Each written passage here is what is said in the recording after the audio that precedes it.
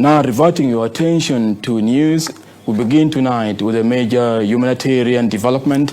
President Salva Kiir has approved a large-scale emergency food airdrop to assisting thousands of people in urgent need across Upper Nile State.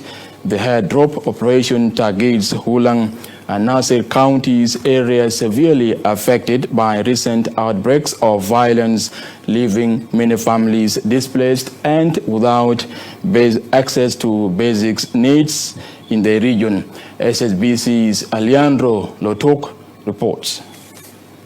With growing concern over the humanitarian crisis unfolding in parts of Upper Nile, President Salva Kiir has now thrown his full support behind a rapid response food assistance campaign. The initiative, laid out in a detailed report presented at the State House, aims to deliver life-saving aid to communities cut out by conflict and instability.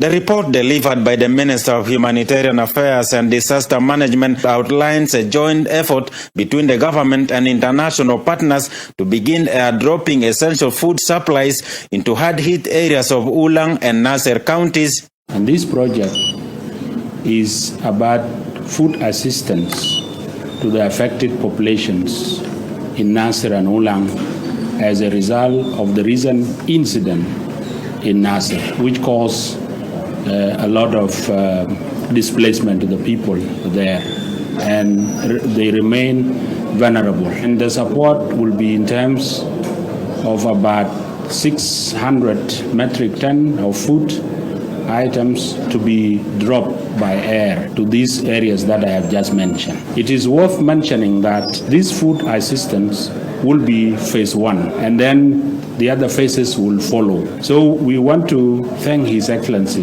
General Salva Kiir for this support to the Ministry of Humanitarian Affairs and the RRC, so that we support the vulnerable people. These directives His Excellency the President gave out through the Office of VP of Economic Cluster, who also exerted a lot of effort to make sure that these food are purchased and are brought. Meanwhile, the President also hosted the high-level diplomatic talks with Norwegian Special Envoy for the Horn of Africa, Andre Stiansen. The two discussed South Sudan's path to peace, reconciliation and democratic transition. The Norwegian envoy praised the President's openness and underscored the importance of dialogue in healing divisions ahead of the upcoming elections. This is an indication of Norway's continued commitment to South Sudan and also the good bilateral relation between our two countries. The President gave me a broad overview of the current situations.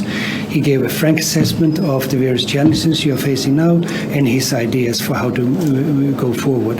For my part, I stressed the need for a dialogue to resolve issues, and I talked about the way to create a conducive environment when elections take place. All in all, we had, as I said, a frank exchange, a good exchange, and we look forward to a very continued close collaboration to meet the challenges in an inclusive manner.